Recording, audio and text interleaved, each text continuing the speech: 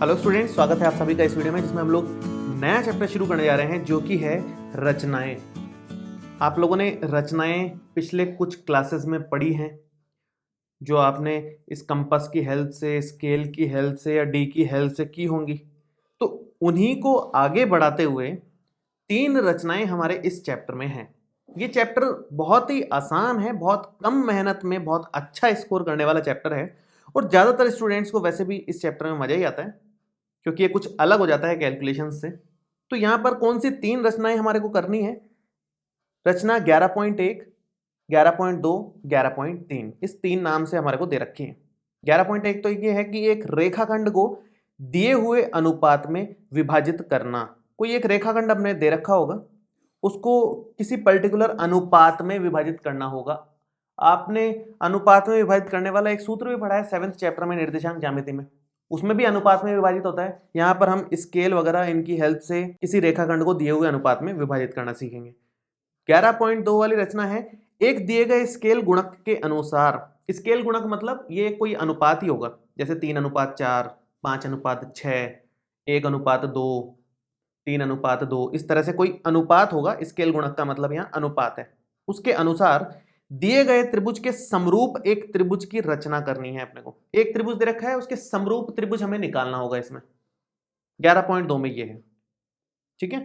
11.3 में क्या है? एक वृत्त के बाहर स्थित एक बिंदु से उस वृत्त पर स्पर्श रेखाओं की रचना करनी होगी। वृत्त के बाहर स्थित बिंदु से वृत्त पे 2 स्पर्श रेखाएं बन सकती हैं, वो दोनों बराबर होती हैं। ये 10th चैप्टर में पढ़ा हुआ है। तो उस तरह का क्वेश्चन बनेगा यहाँ से, मतलब एक वृत्त के बाहर से किसी पॉइंट से 2 स्पर्श रेखाएं हम लोग बनाना सीखेंगे 11.3 में। इसमें से 11.1 और 11.2 जो है ये प्रश्नावली 11.1 में है, मतलब प्रश्नावली 11.1 में ये दोनों चीजें हम लोग बनाना सीखेंगे। इसमें से ये सबसे ज्यादा महत्वपूर्ण है, त्रिभुज वाला।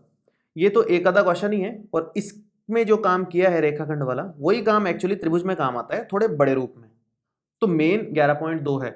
तो 11.1 और 11.2 वाली रचना हमारी पहली प्रश्नावली में है, मतलब 11.1 वाली प्रश्नावली में है, और 11.3 वाली जो रचना है वृत्त वाली, वो 11.2 प्रश्नावली में दे रखी है।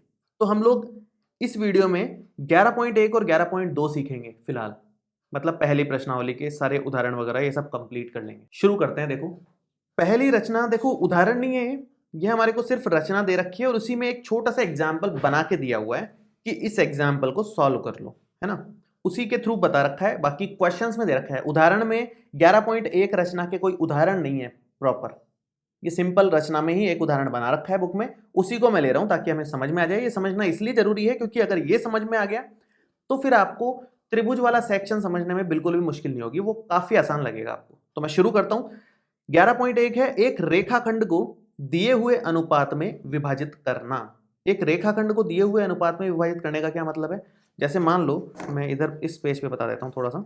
ये एक रेखाखंड है जो मान लो 10 सेंटीमीटर का है, 10 सेंटीमीटर का रेखाखंड है, ठीक है। और इस रेखाखंड को इस पर्टिकुलर पॉइंट में पेन से ही बना देता हूँ, आपको थोड़ा ज़्यादा क्लियर दिखेगा पेंसिल के कंपैरिजन में। ये 10 सेंटीमीटर का रेखाखंड है, यहाँ पर कोई बिंदु है और ये दूरी हमें 3 मिली है, ये दूरी हमें 4 मिली है। इसका मतलब ये जो बिंदु है ये इस रेखाखंड को 3:4 के अनुपात में विभाजित कर रहा है। अब वो हमें बिंदु ढूंढना है बिना स्केल की मदद से, बिना नापे कि ये बिंदु कहाँ आए, या फिर रैंडम कोई भी लाइन है, कितने सेंटीमीटर की है वो नहीं पता। और या चलो एक बार 10 सेंटीमीटर का एग्जाम्पल मैं लेता हूं। तो मान लो यहाँ पर 4 आ रहा है और ये 6 आ रहा है, इसका मतलब 4:6। 4:6 का मतलब क्या होता है? 2:3, 2 के पहाड़े से कट गया, 4/6 2 के पहाड़े से कट गया तो 2/3 हो गया। तो 4:6 का मतलब 2:3 ही है। तो ऐसे अलग अलग अनुपातों में विभाजित कैसे किया जाए वो सीखेंगे। ये तो किया हुआ है, तो मैं बता रहा हूं आपको केवल कैसे करना है वो हम अब शुरू करते हैं। तो क्वेश्चन देखो क्या है। एक रेखाखंड AB दिया है, कितना सेंटीमीटर का दिया है वो इसमें नहीं मेंशन किया, तो हम अपनी मर्जी से कितना भी सेंटीमीटर का ले लेंगे। बाकी क्वेश्चन में हो सकता है वो दे रखा हो कि 5 सेंटीमीटर का लेना है, 8 सेंटीमीटर का लेना है, 10 सेंटीमीटर का लेना है, तो जितना लेना है, जितना दिया है उतना ही ले लेंगे। फिलहाल नहीं दिया तो अपनी मर्जी से हम ले लेंगे कुछ भी, 10 सेंटीमीटर, 8 सेंटीमीटर, जो आपको ठीक लगे। हम इसको m/n के अनुपात में विभाजित करना चाहते हैं। प्रक्रिया को समझने में सहायता के लिए हम m = 3 और n = 2 लेंगे। तो हम यहाँ पर फिलहाल किस अनुपात में विभाजित करना चाह रहे हैं, देखा जाए तो 3:2 के अनुपात में। ठीक है, इस अनुपात में हम लोग इसको विभाजित करना चाह रहे हैं। तो इस तरह के क्वेश्चंस को अब कैसे डील करना है आपको मैं स्टार्ट करता हूँ, ध्यान से देखना है ना। सबसे पहले तो एक रेखाखंड खींचो। भाई ज़्यादातर मैं इस ब्लैक पेन से ही बनाऊंगा, वो थोड़ा सा आपको बेटर दिखेगा, इसलिए मैं ब्लैक से बना रहा हूँ ताकि डार्क दिखे। पेंसिल इतनी डार्क दिखेगी नहीं, तो जो काम कंपास से करने का है वो मैं पेंसिल से एक बार कर दूंगा, फिर उससे पेन फेर दूंगा, है ना, तो आपके लिए थोड़ा कंफर्टेबल हो जाएगा। फिलहाल मैं एक रेखाखंड बना रहा हूँ। स्टेप्स आप लोग ध्यान रखना, लास्ट में रचना के चरण भी हमें लिखने होते हैं, वो हम लिखेंगे लास्ट में। सबसे पहले तो स्टेप्स में एक रेखाखंड ए बी हम लोग बनाने वाले हैं। तो मैं एक काम करता हूँ, 10 सेंटीमीटर ले लेता हूँ। 10 सेंटीमीटर बिल्कुल ठीक रहेगा मेरे ख्याल से। ये 10 सेंटीमीटर यहाँ से यहाँ तक हो जाएगा। तो ये मैंने 10 सेंटीमीटर का रेखाखंड ले लिया एक। ठीक है, ये है ए बी। अब क्या करना है, अब आपको इस ए से नीचे की तरफ न्यून कोण बनाते हुए, कितना भी कोण, कितने भी डिग्री का हो सकता है, जैसे ए से नीचे न्यून कोण बनाते हुए मैं एक लाइन खींच दूं, थोड़ी सी ज़्यादा 90 डिग्री यहाँ होता है। 90 से कम वाले सारे न्यून कोण है, ये जितना भी मैं घुमा रहा हूँ ये सारे न्यून कोण ही है। तो आपकी जो मर्जी पड़े उतना ले लो, मैं इतना ले रहा हूँ, कोई फर्क नहीं पड़ेगा कितना डिग्री लेना है, आप अपनी मर्जी से एक रेखा खींच दो। रेखा क्या, किरण बोलते हैं इसको, किरण खींच दो। किरण मतलब एक पॉइंट तो फिक्स है भाई। रेखा कोई एंड नहीं होता रेखा का, ये रेखा दोनों तरफ चलती रहती है इनफाइनाइट तक।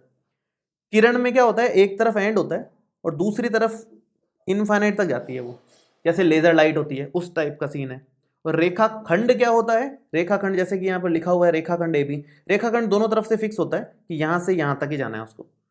रेखा बिल्कुल फिक्स नहीं होती, दोनों तरफ इनफाइनाइट तक जाती है। किरण एक तरफ फिक्स होती है, एक तरफ इनफाइनाइट तक जाती है, और रेखाखंड दोनों तरफ ही फिक्स होती है। तो ये ए बी एक रेखाखंड है और ये मैंने एक किरण बनाई है ए एक्स। ठीक है, अब हमें 3:2 के अनुपात में विभाजित करना है। तो जितने अनुपात में आपको विभाजित करने को बोले उसके हिसाब से आगे बढ़ना है। 3:2 का मतलब क्या हो गया, 3 + 2 बराबर आप लिख दो 5। टोटल करके लिख दो एक बार के लिए। 3 + 2 बराबर 5, मतलब 5 भागों में हमें इसको ब्रेक करना है ए एक्स को। कैसे ब्रेक करेंगे, अपनी मर्जी से थोड़ी दूरी का ये कंपास में आप जगह बना लो, और ये जितना भी आपको बनाना हो उसमें कोई रेस्ट्रिक्शन नहीं है। यहां से आपने उठाया और यहां पर बना दिया एक, समान दूरी के लेना है सारे के सारे, तो फिर यहां पर रखो, उससे दूरी समान रहेगी, और एक यहां बना दिया, फिर एक आप यहां पर रखोगे। ठीक है, उसके बाद एक यहाँ बना दिया, फिर एक आप एक यहाँ पर रखोगे, उसके बाद एक यहाँ बना दिया आपने, एक आप यहाँ रखोगे, उसके बाद एक आपने यहाँ बना दिया। तो 1 2 3 4 5 बना दिए। कितने बनाने हैं टोटल, 3 + 2, मतलब जो अनुपात दे रखे हैं उन्हीं को जोड़ लो, उसके हिसाब से बनाने हैं। मैं इसको थोड़ा डार्क कर देता हूँ पेन से, जैसा का जैसा यहाँ बनाया हुआ है उसी को मैं थोड़ा सा बस डार्क कर रहा हूँ ताकि आपको थोड़ा ठीक दिखे। ठीक है, ये बनाना तो आपको प्रकार से ही है, कंपास से ही बनाना है सारा का सारा। तो अब लास्ट में क्या करना है, इसको नाम दो पहले तो, A1 नाम दे दो, इसको A2, ए से ही चल रहा है तो A1 A2 A3 A4 A5 नाम दे रहा हूँ मैं। आपकी मर्जी है जो नाम दे दो, PQRST नाम दे दो, उससे कोई फर्क नहीं पड़ेगा, लेकिन ये नाम देना थोड़ा सा कंफर्टेबल रहता है। यहाँ से जहाँ से शुरू हो रहा है वहाँ से नाम देना ठीक रहता है थोड़ा सा, इसलिए मैं इसको ये नाम दे रहा हूँ फिलहाल। ठीक है, अब नेक्स्ट स्टेप में क्या करना है, नेक्स्ट स्टेप में A5 को B से जोड़ दो, लास्ट वाले को लास्ट वाले से जोड़ दो, ये जोड़ दिया हमने। अब एक स्टेप और बचा है, उसके बाद काम खत्म। आपको बस ये देखना है कि कितने अनुपात में विभाजित करने को बोला था, 3:2। ठीक है, तो 3:2 में पहला वाला क्या है, 3, तो 1 2 3 यहां से एक समांतर रेखा खींचनी है, इसके समांतर एक रेखा खींचनी है यहाँ यूं। वो प्रकार की मदद से हम खींचेंगे, कैसे खींचनी है मैं बताऊंगा, लेकिन किसके समांतर, 3 और 2 में से कौन सा लिया है, पहले वाला। जो भी अनुपात दे रखा हो आपको, 5:7 दे रखा है तो 5वें नंबर वाली देख लेना आप। तो अगर आपको 6:2 और 2 दे रखा है तो आप 6 वाली को देख लेना। मतलब कहने का मतलब शुरू वाले को लेना होता है। तो यहां पर शुरू में 3 है तो 3 नंबर वाले से हम समांतर रेखा खींचेंगे A5B के समांतर। कैसे खींचनी है उसका तरीका क्या होता है, देखो यहाँ पर ये तो एकदम सेम लेंथ का बना हुआ है, यहां से यहां तक थोड़ा सा मैं कम कर देता हूं। वैसे कोई जरूरी नहीं है कि आप कम करो, आप उतना भी ले सकते हो, उससे ज्यादा भी ले सकते हो, उससे कम भी ले सकते हो, आएगा सेम ही। लेकिन कम करने से थोड़े से साफ सुथरा डायग्राम बनेगा आपका, इसलिए मैंने हल्का सा कम किया है, ज़्यादा कम भी नहीं किया। और यहाँ से एक यूं आप प्रकार से बना दो यहाँ तक, ये यहाँ से यहाँ तक आप प्रकार की मदद से बना दो पूरा। ठीक है, जो काम यहाँ पर किया है सेम काम यहाँ पर कर दो। हालांकि यहाँ दूसरी लाइन नहीं है, लेकिन एक लाइन से दूसरी लाइन तक थोड़ा सा लंबा खींच देंगे हम लोग। जैसे यहाँ से मैं बना रहा हूँ तो मैं थोड़ा सा लंबा खींच दूंगा, अपनी मर्जी से थोड़ा सा आगे तक खींच दो अंदाजे से। ठीक है, दोनों तरफ से, एक तो यहाँ एंड से और एक तीसरे नंबर मतलब जहाँ से आपको लेना है वहाँ से। अब आगे क्या करना है, आगे इसको नाप लो कि ये कितना बड़ा है। प्रकार से ही नापना है, सारा का सारा काम कंपास से ही करना है आपको। ये नापा, ये अपना आ रहा है लगभग, ये लगभग क्या, हाँ एग्जैक्ट इतना ही आ रहा है। तो इसको नाप करके यहाँ से आप उतना ही यहाँ पर चाप काट दो।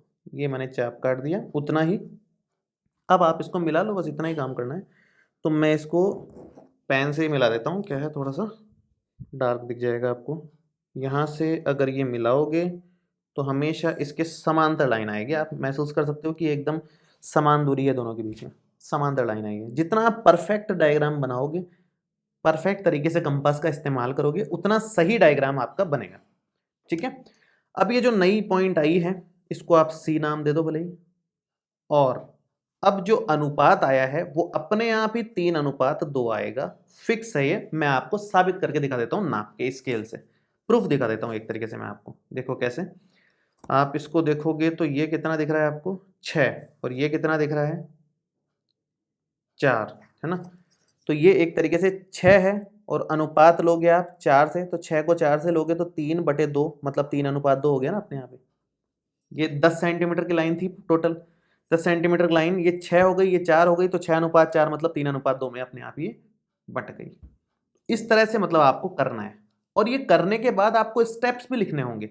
जो स्टेप्स मैं इसमें बता रहा हूँ आपको, यही जो काम इतना मैंने बताया है, वो काम ये मान के चलो 11.1 प्रश्नावली के हर एक क्वेश्चन में काम आएगा। भले ही वो रेखा खंड वाला क्वेश्चन हो या फिर वो त्रिभुज से संबंधित प्रश्न हो, कोई फर्क नहीं पड़ता, ये सारा काम उसमें काम आएगा। मैं आपको स्टेप्स बताता हूँ क्या क्या किए, पहले मैं एक बार इसमें बताता हूँ, उसके बाद मैंने यहाँ रचना के चरण लिखे हुए हैं, वो मैं आपको बता दूंगा कि कैसे लिखने होते हैं वो, है ना।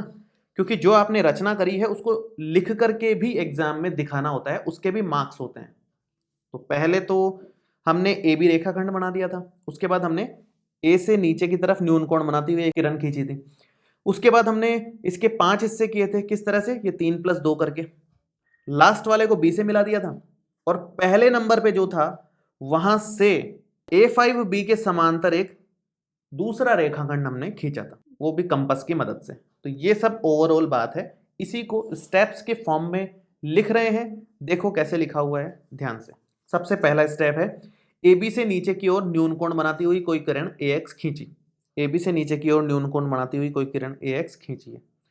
दूसरा स्टेप है, AX पर 5 बिंदु A1 A2 A3 A4 A5 इस प्रकार अंकित किए कि A1 A1 A2 A2 A3 A3 A4 और A4 A5 सब बराबर हों।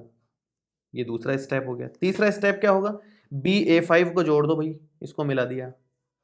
चौथा स्टेप क्या था, समांतर रेखा वाला, तो वो आएगा, उसको सिस्टमेटिकली लिखा हुआ है, एकदम अच्छे से लिखा हुआ है। देखो कैसे, रेखा A5B के समांतर, A5B के समांतर बिंदु A3 से होकर जाने वाली व AB को बिंदु C पर प्रतिच्छेद करती हुई एक रेखा A3C खींची। A3C है, मैंने गलती से B लिख दिया है। ये हो गया चौथा स्टेप। A3C खींच दी तो उसके बाद हमें AC अनुपात CB जो है, AC अनुपात CB जो है 3:2 प्राप्त हुआ। ये रचना के चरण हैं, तो ये आपको सिस्टमेटिकली लिखने हैं। मैं यहाँ पर पूरा दिखा देता हूँ एक बार आपको कि ये रचना के चरण थे। आप स्क्रीनशॉट लेना चाहो तो स्क्रीनशॉट ले लो इसका। बहुत सिस्टमेटिकली मैंने लिखे हैं, एक एक स्टेप साफ सुथरी भाषा का इस्तेमाल करते हुए।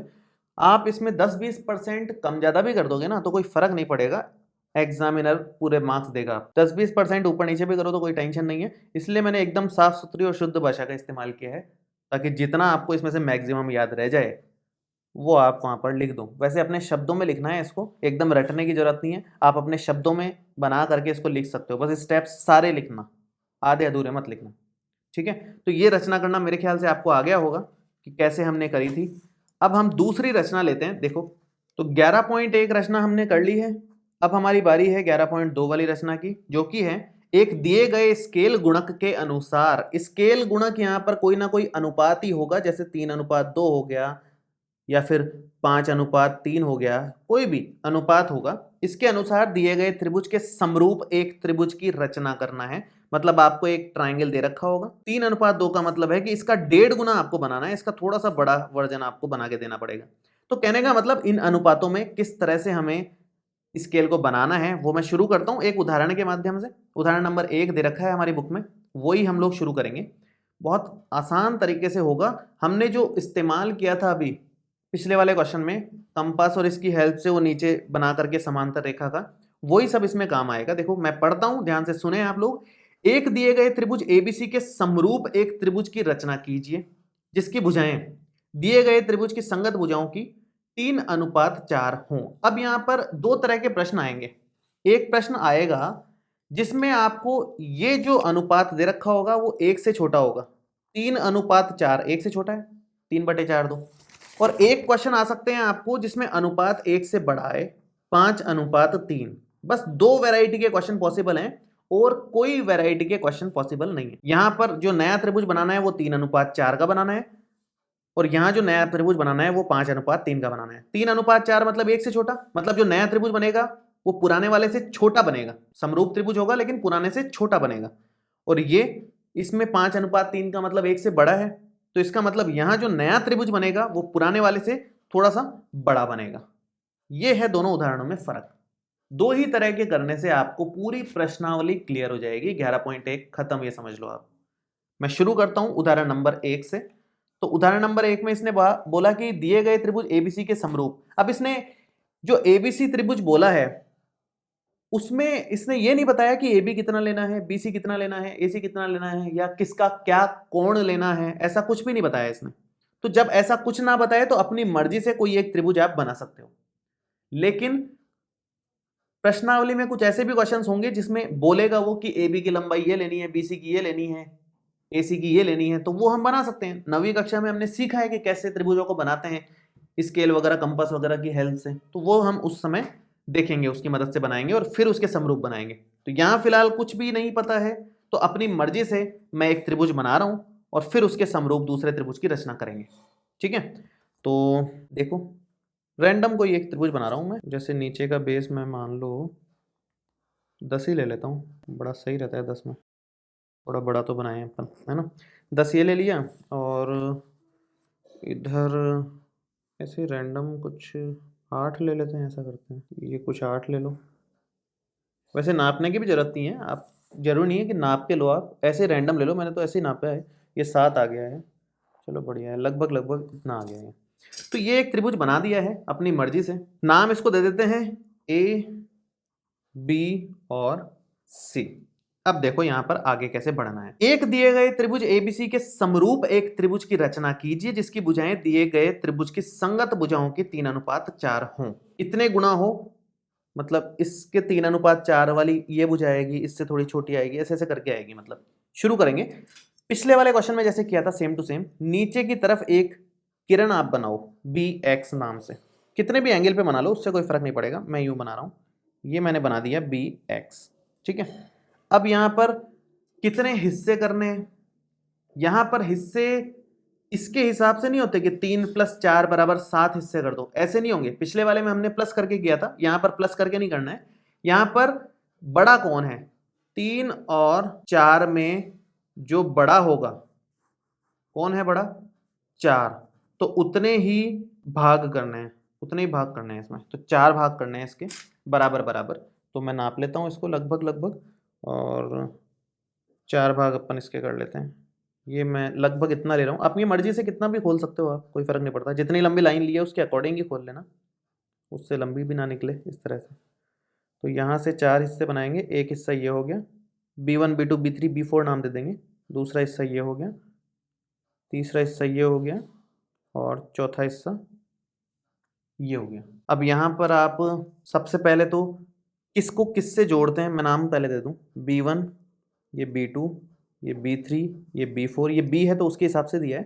थोड़ा सा इसको डार्क बना देता हूँ ताकि आपको थोड़ा अच्छे से दिखे। ठीक है, अब जो नीचे है ना 3/4 में जहां हर है, हर कितना है 4, तो उसी को सी से जोड़ना है। मैं ये रफ लैंग्वेज में लिख रहा हूं ताकि आपको ध्यान रहे। किसको जोड़ना है? हर में कौन दिख रहा है अपने को? 4, उसको ही जोड़ना है लास्ट वाले से। तो लास्ट वाले से जोड़ दो इसको, B4 को। 3/4 में 4 हर है तो चौथे वाले को जोड़ दो। अगर ये 3/4 ना हो के 4/3 होता तो हम तीसरे वाले को जोड़ते, चौथे वाले को छोड़ देते उसके। ये विशेष बात ध्यान देने की है यहाँ पर, ठीक है। ये 3 जो मैं बता रहा हूँ, मतलब एक उदाहरण आपने कर लिया है, एक ये हो रहा है, एक आगे वाला और करेंगे। उन 3 अगर आपने ढंग से कर लिए ना तो पूरी प्रश्नावली में आपको एक भी क्वेश्चन दिक्कत नहीं आएगी, ये 100% श्योर बात है। अब आगे देखो कैसे करना है। सेम टू सेम जो पिछले वाले में किया था, हमें इसके समांतर रेखा खींचनी है। समांतर किसके? भाई 4 का नंबर ले लिया अब हमने, 3/4 में तो 3 का नंबर आएगा, तो तीसरे से लेकर के एक समांतर रेखा खींचेंगे। सेम पैटर्न फॉलो करेंगे। हल्का सा मैं इसको छोटा कर देता हूँ ताकि इसके अंदर के अंदर आ जाए, तो अपने को थोड़ा सा कंफर्टेबल हो जाएगा, दिखने में थोड़ा सुंदर हो जाएगा, और कोई बात नहीं है। बड़ा छोटा कुछ भी कर सकते हो आप इसको। ये मैंने इतना बना दिया, और सेम चीज़ यहाँ से करेंगे। यहाँ से भी ये मैंने थोड़ा सा एक्स्ट्रा खींच दो ताकि आपको अंदाजा रहे, गुंजाइश रहे आगे एक्स्ट्रा करने की। अब यहाँ से आप नाप लो इसको थोड़ा सा खींच करके चेक कर लो कितना बड़ा आ रहा है ये। तो ये मैं नाप लेता हूँ। ये कंपास थोड़ा ज़्यादा ही टाइट कर रखा है, ये आसानी से छोटा भी नहीं हो रहा। कंपास आप लोग भी थोड़ा टाइट ही रखना, ढीले में क्या है कि इधर उधर पहुँच जाता है, वो लाइनें ऊपर नीचे हो जाएंगी नहीं तो आपकी।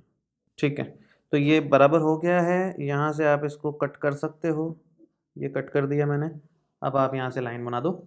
तो ये लाइन बनेगी आपकी इस तरह से कि ये पॉइंट ले लिया और एक आपने ये पॉइंट ले लिया, तो ये यू बन जाएगा। ठीक है, ये मैंने समांतर रेखा बना दी एक। अब इतना काम तो हमने पहले भी कर लिया था, एक स्टेप और एक्स्ट्रा करना है, और कुछ भी नया नहीं है इसमें। इतना काम पहले भी कर लिया था, इसको नाम दे देते हैं सी डैश।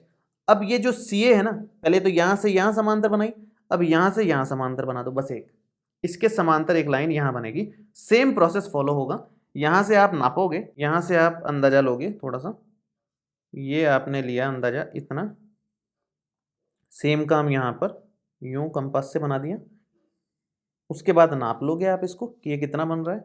ये थोड़ा सा छोटा करना पड़ेगा, ये इतना बन रहा है लगभग, ये नाप लिया मैंने। तो अब आप इसको यहाँ से लगभग इतना बना लो, तो ये बन जाएगा अपना। यहाँ से अगर मैं लाइन डालूँ तो इतनी लाइन आएगी, और ये ए डैश बना दिया। तो ये नया त्रिभुज बन गया ए डैश बी सी डैश। वो नया त्रिभुज 3:4 के अनुपात में है पिछले वाले से, मतलब 3/4 बन रहा है पिछले वाले से। अगर पिछले वाले की लाइंस के जैसे अगर इसके 1 2 3 और 4 हिस्से करोगे तो इसके 3 हिस्सा ले लो, इसके 4 के 3 हिस्सा ले लो, और ये वाली भी अपने आप ही छोटी होकर के 3/4 बन रही है सारी भुजाएं, और ये नया त्रिभुज बन रहा है और समरूप है। आप नोटिस कर सकते हो सब समांतर है, मतलब ये कोण सब बराबर आएंगे। तो समरूप त्रिभुज हमने बना दिया है 3/4 रेशो लेकर के। अब इसके स्टेप्स लगभग सेम है, क्योंकि ज्यादातर काम तो हमने सेम ही किया है, एक लाइन ही तो एक्स्ट्रा करी है ऊपर वाली, बाकी तो काम वही पुराना वाला था। तो सेम स्टेप्स एकदम सेम लैंग्वेज में मैंने लिखे हैं, मैं आपको बताता हूँ। इसको थोड़ा मैं फोल्ड कर देता हूँ ताकि थोड़ा कंफर्टेबल हो जाए हमारे लिए। देखो, सबसे पहला स्टेप, बीसी से शीर्ष ए की दूसरी ओर, ये लाइन एकदम सेम है। बीसी से शीर्ष ए के दूसरी ओर एक किरण AX हमने खींची है। उसके बाद BX पर 4 बिंदु B1 B2 B3 B4 इस प्रकार अंकित किए हैं कि वो चारों हिस्से जो हैं बराबर आएंगे। B1 B1 B2 B2 B3 B3 B4 ये चारों हिस्से बराबर आ जाएंगे। नेक्स्ट स्टेप क्या है? B4C को मिला दिया भाई, B4C मिला दिया। किस तरह से मिलाना है वो मैंने इधर साइड में लिखा है रफ लैंग्वेज में, वो इधर लिखने की जरूरत नहीं है किस लॉजिक से मिलाया है। काम क्या कर रहे हैं केवल वो बताना है इसमें तो आपको, कि इसको इससे मिला दिया, उसके बाद इसके समांतर एक लाइन खींचेंगे, ये नेक्स्ट स्टेप होगा। तो देखो, रेखा B4C के समांतर बिंदु B3 से होकर जाने वाली वह BC को बिंदु C डैश पर प्रतिच्छेद करती हुई एक रेखा B3C डैश खींची। सेम लैंग्वेज जो पहले वाले क्वेश्चन में मैंने बताई थी आपको, आप मैच कर सकते हो स्क्रीनशॉट लेके उसका भी। अब इसके आगे वाला क्या है? रेखा CA के समांतर, सेम लैंग्वेज, जो लैंग्वेज यहाँ लिखी है ना सेम लैंग्वेज यहाँ लिखी है मैंने, आप थोड़ा बहुत मॉडिफिकेशन कर सकते हो, अपनी भाषा में लिख सकते हो, मैंने एकदम स्टैंडर्ड भाषा लिखी है यहाँ पर, है ना। तो रेखा सीए के समांतर, रेखा सीए के समांतर बिंदु सी डैश से होकर जाने वाली वह बी ए को बिंदु ए डैश पर प्रतिच्छेद करती हुई एक रेखा सी डैश ए डैश खींचिए। रेखा नहीं, वैसे रेखा खंड आना चाहिए यहाँ पर, यहाँ भी रेखा खंड लिखा हुआ आना चाहिए, आप ठीक कर लेना इसको। और लास्ट में आप लिखोगे कि इस प्रकार अभीष्ट त्रिभुज ए डैश बी सी डैश प्राप्त हुआ। तो ये स्टेप्स हैं रचना के, मैं एक बार आपको पूरा दिखा देता हूँ, ये आप देख लो आराम से। इसका स्क्रीनशॉट लेना चाहो तो स्क्रीनशॉट ले लो, एकदम साफ सुथरे शब्दों में लिखा हुआ है सब कुछ। अब इसी तरह का सेम क्वेश्चन है हमारा उदाहरण नंबर 2। कोई खास चेंज नहीं है, चेंज बस इतना है कि यहां पर 5:3 दे रखा है, मतलब 1 से बड़ा है, तो हम जो त्रिभुज लेंगे उससे बड़ा वाला नया मिलेगा, बस इतना चेंज है। हल्का सा करने में चेंज रहेगा, स्टेप्स तो सेम ही रहेंगे एकदम, माइनर सा बस चेंज जो रहेगा मैं अभी आपको स्टार्ट करता हूं। देखो यहां भी इसने ये नहीं बताया कि एबीसी में एबी कितना लेना है, बीसी कितना लेना है, एसी कितना लेना है, या कोण कितने लेने हैं, तो अपनी मर्जी से कोई भी रैंडम त्रिभुज बना दो, जैसे पहले बनाया था वैसे ही सेम मैं अभी रैंडम त्रिभुज बना रहा हूँ एक और। तो मैं सेम त्रिभुज ही एक बार बनाता हूँ, लगभग सिमिलर सा ही, लगभग ऐसा ही। तो ये मान लीजिए आप 10 सेंटीमीटर ही मैंने खींचा वापस से, यहाँ से यहाँ तक, ये ले लो आप BC, और ऊपर की तरफ ले लो कुछ 8 सेंटीमीटर लिया था, वैसा ही ले लो कुछ कुछ, यहाँ से यहाँ तक, ठीक है। ये ए क्वेश्चन में जो दे उसके हिसाब से लेना है, वैसे जितना हम सेंटीमीटर दे, ना दे तो अपनी मर्जी से कितना भी बड़ा कितना भी छोटा कैसा भी बना सकते हो आप। थोड़ा सा तो बड़ा बनाया है करो, ताकि थोड़ा आसान हो हमारे लिए कंपास वगैरह को मूव करवाना, ठीक है। अब नेक्स्ट स्टेप सेम, नीचे की तरफ एक हम लोग किरण खींचते हैं, ये किरण खींची है, अपनी मर्जी से सफिशिएंट लेंथ की ले लेना आप। उसके बाद कंपास से उसके हिस्से करने हैं, कितने हिस्से करने हैं यहाँ पर अब देखो, 5/3, बड़ा कौन है इनमें से, बड़ा कौन है 5, तो 5 ही हिस्से होंगे, 5 ही टुकड़े करने हैं, 5 ही हिस्से करने हैं, ठीक है। जो बड़ा है उसके हिसाब से चलना पड़ेगा। तो ये थोड़ा सा मैं छोटा कर दूं ताकि 5 हिस्से आ जाए यहाँ पे, मेरे ख्याल से आ जाएंगे। अब ये एक हिस्सा, ये 2 हिस्से, 3 4 5 आ गए आराम से। थोड़ा सा डार्क कर दें हम लोग इसको पेन से करके,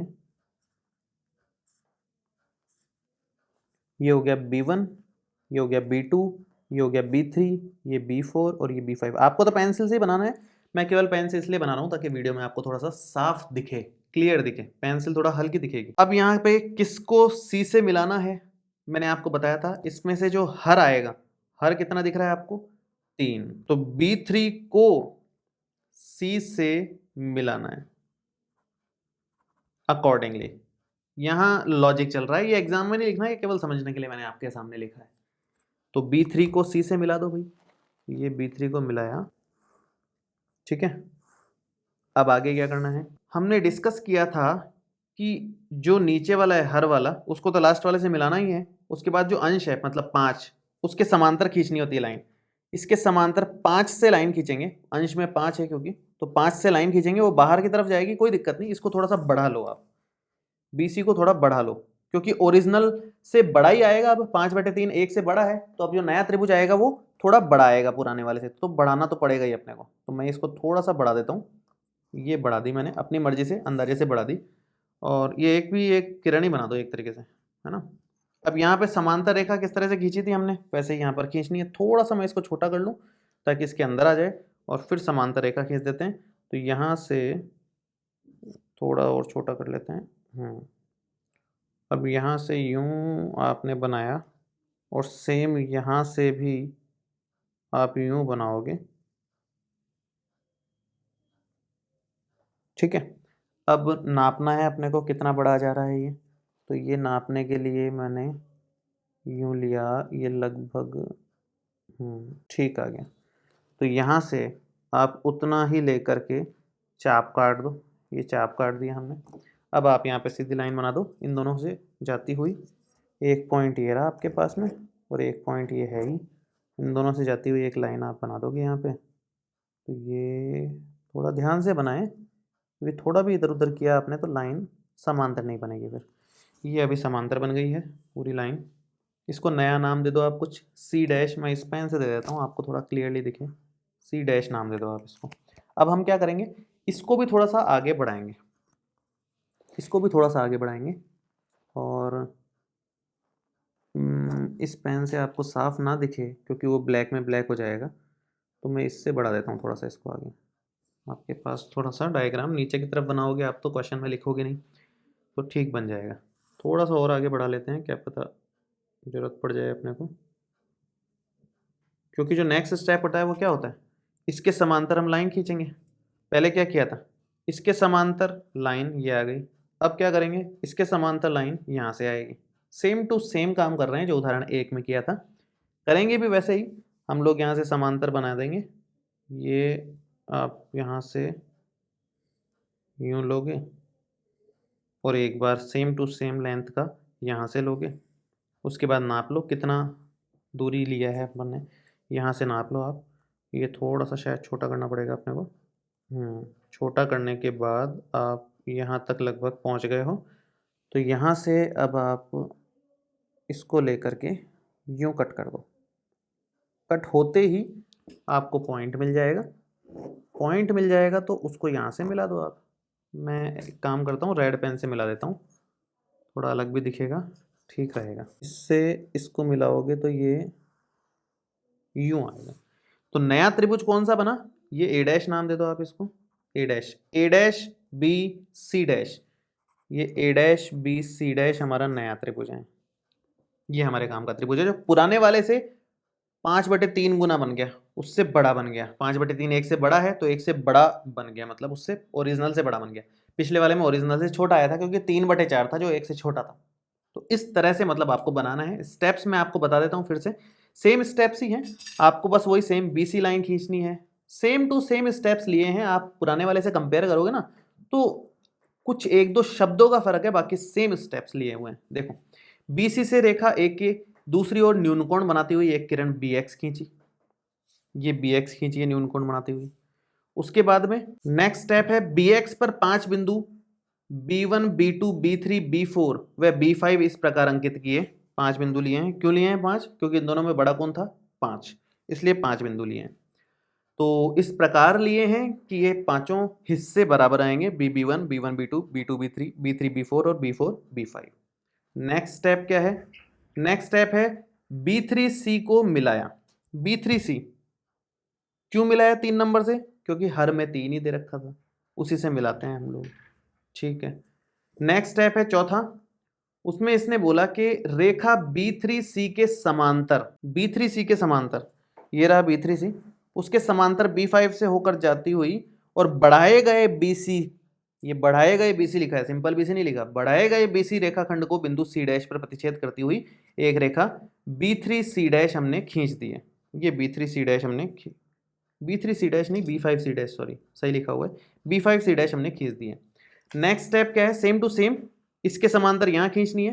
तो रेखा CA के समांतर बिंदु C डैश से होकर जाने वाली, CA के समांतर C डैश से होकर जाने वाली और बढ़े हुए BA को बिंदु A डैश पर प्रतिच्छेद करती हुई एक रेखा C डैश A डैश खींची हुई है। और लास्ट में इस प्रकार हमें अभीष्ट त्रिभुज A dash B C dash प्राप्त हुआ। मैं एक बार पूरा एक साथ आपको दिखा देता हूँ, आपको मेरे ख्याल से क्लियर हो गया होगा। लिखने में टाइम वेस्ट ना हो इसलिए मैंने पहले से ही लिख के रखा हुआ है, अब आप आराम से देख सकते हो। मेन तो बनाने के स्टेप्स हैं कि कैसे बनाना है, उसके बाद लिखने के तो थोड़ा बहुत मन से भी आप लिख सकते हो वहां पर एग्जाम में, कोई टेंशन वाली बात नहीं है उसमें, ठीक है। तो ये हमने उदाहरण सारे कंप्लीट कर लिए हैं 11.1 प्रश्नावली के।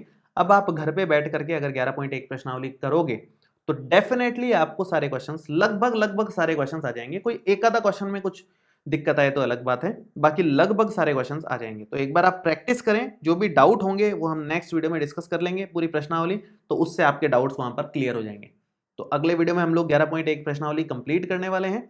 इस वीडियो में आपको कोई भी डाउट हो तो आप नीचे कमेंट बॉक्स में लिख सकते हैं, और ये वीडियो कैसा लगा ये भी कमेंट करके जरूर बताएं। तो मिलते हैं आपसे अगले वीडियो में। Thank you so much, all the best, bye.